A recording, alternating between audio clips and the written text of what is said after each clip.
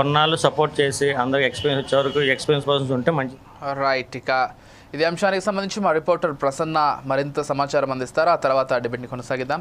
Yes, చెప్పండి ప్రసన్న, అంటే ఏ విధంగా చూడాలి టెస్ట్ క్రికెట్లో కోహ్లీ నిష్క్రమణ అయితే దాదాపు ఇటు క్రికెట్ అభిమానులనే కాకుండా క్రికెట్ గురించి అంతంత మాత్రం తెలిసినటువంటి వాళ్ళు కూడా పూర్తిగా బాధపడుతున్నారు. మరోవైపు ఇక కోహ్లీ అభిమానుల పరిస్థితి చెప్పనవసరం లేదు, ఎమోషనల్ అవుతున్నారు సోషల్ మీడియా వేదికగానే, అది స్పష్టంగా అర్థమవుతోంది. సో ఎలా చూడాలంటే ఒక అనూహ్యమైనటువంటి ఒక డెసిషన్గా చూడాల్సి ఉంటుందా, లేకపోతే ముందుగానే మొత్తంగా ఫిక్స్ అయ్యి బీసీసీఐకి డెసిషన్ చెప్పుంటారని అనుకోవాలా? అసలు ఏ విధంగా చూడాలంటే నేను విన్నదాని ప్రకారం బీసీసీఐ రిక్వెస్ట్ చేసినా కానీ కోహ్లీ తన నిర్ణయంపైనే కట్టుబడి ఉన్నాడు, వెనక్కి తగ్గలేదనేటువంటి మాట కూడా వినిపిస్తోంది. అసలు ఏం జరిగింది మొత్తంగా కోహ్లీ రిటైర్మెంట్ విషయంలో ఏ విధంగా చూస్తున్నారు దేశ క్రికెట్ అభిమానులు? విజయ్, ఏదైతే ఈ మధ్య కాలం లోపల చూసుకుంటే కనుక హిట్ మ్యాన్ రోహిత్ శర్మ కానివ్వండి, అదేవిధంగా కింగ్ కోహ్లీ కానివ్వండి, టెస్ట్ క్రికెట్కి రిటైర్మెంట్ ప్రకటించడం మాత్రం భారత క్రికెట్ అభిమానులకు ఒక విస్మయానికి గురి చేసిందని చెప్పవచ్చు.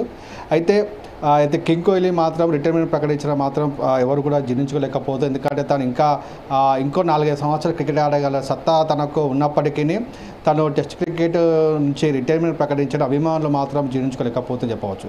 అయితే రోహిత్ శర్మ, విరాట్ కోహ్లీ ఇద్దరు ఒకేసారి రిటైర్మెంట్ ప్రకటించడం వల్ల క్రికెట్కి, భారత క్రికెట్ జట్టుకి టెస్ట్లో మాత్రం ఖచ్చితంగా ఇబ్బందులు, బ్యాటింగ్లో ఆడడంలో మాత్రం ఖచ్చితంగా ఇబ్బందులు ఎదురవుతాయి. ఎందుకంటే అటు ఓపెనర్గా రోహిత్ శర్మ కానివ్వండి, తర్వాత సెకండ్ డౌన్లో వచ్చేటువంటి విరాట్ కోహ్లీ కానివ్వండి, భారత బ్యాటింగ్కి ఒక వెన్నుముక్కలాగా వీరు బ్యాటింగ్ చేస్తూ ఉన్నారు. గత కొన్ని సంవత్సరాల నుండి కూడా 14 సంవత్సరాల నుంచి కూడా ఇద్దరు కూడా టెస్ట్ క్రికెట్కి ఒక వెన్నుముకగా ఉండి చాలా అద్భుత ప్రదర్శన చేయడం జరిగింది.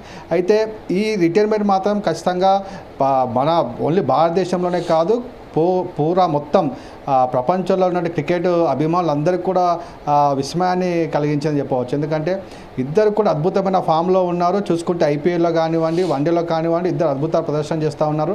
ఆ టెస్టులో రిటైర్మెంట్ ప్రకటించడము ఒక విధంగా చూసుకుంటే కనుక క్రికెట్ అభిమానులకి కొత్త వారికి అవకాశం ఇవ్వాలి అనే ఒక ఆలోచన కూడా వీరిలో ఉందనుకోవచ్చు.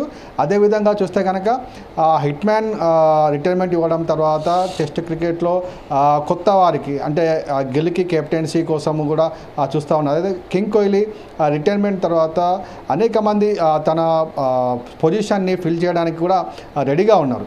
యువ భారత్ చాలా అద్భుతంగా ఆడుతూ ఉన్నారు. అయితే ఈ రిటైర్మెంట్ మాత్రం ఖచ్చితంగా భారతదేశ క్రికెట్ టీం ఏదైతే ఉందో క్రికెట్ టీం మాత్రం కొంత వీక్ అయిందని చెప్పి ఒక సంధి కాలంలోకి వెళ్ళిందని చెప్పి. ఎందుకంటే ఒకేసారి ఇద్దరు టెస్ట్ క్రికెట్కి గుడ్ బై చెప్పడము, వారి యొక్క కొత్తగా ఫిల్ చేయడానికి కూడా బ్యాట్స్మెన్ రానికి. ఎందుకంటే టెస్ట్ క్రికెట్ అంటేనే ఖచ్చితంగా టెస్ట్ క్రికెట్ 5 రోజులు ఆడాల్సినటువంటి టెస్ట్ క్రికెట్ అసలైన క్రికెట్గా చెప్పుకుంటూ ఉంటాం. రెడ్ బాల్తో కానివ్వండి, పింక్ బాల్తో కానివ్వండి, టెస్ట్ క్రికెట్ ఆడాలంటే చాలా ఫిట్నెస్ కావాలి, అదేవిధంగా టెక్నిక్ కావాలి, టెస్ట్ బ్యాటింగ్ చేసేంత ఓపిక ఉండాలి.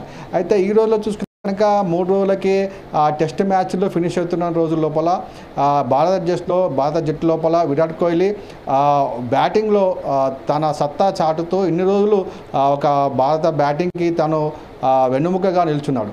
అయితే ఇప్పుడు తన రిటైర్మెంట్ ప్రకటించడంపై బీసీసీఐ కానివ్వండి, అదేవిధంగా ప్రజలు, అభిమానులు, కోహ్లీ అభిమానులు అయితే ముఖ్యంగా కోహ్లీ అభిమానులు అయితే తీవ్ర నిరాశకు లోనయ్యారు. తను ఇంకొక 2-3 సంవత్సరాలు కనుక టెస్ట్ క్రికెట్ ఆడితే టెస్ట్ క్రికెట్ చూడాలని చెప్పేసి, ఎందుకంటే మనం ఆస్ట్రేలియాలో చూసుకున్నా, ఇంగ్లాండ్కి వెళ్ళినా విరాట్ కోహ్లీ యొక్క అగ్రెషన్ తోటే టెస్ట్ క్రికెట్కే వన్నెత్తేసినటువంటి ఆటగాడు విరాట్ కోహ్లీ.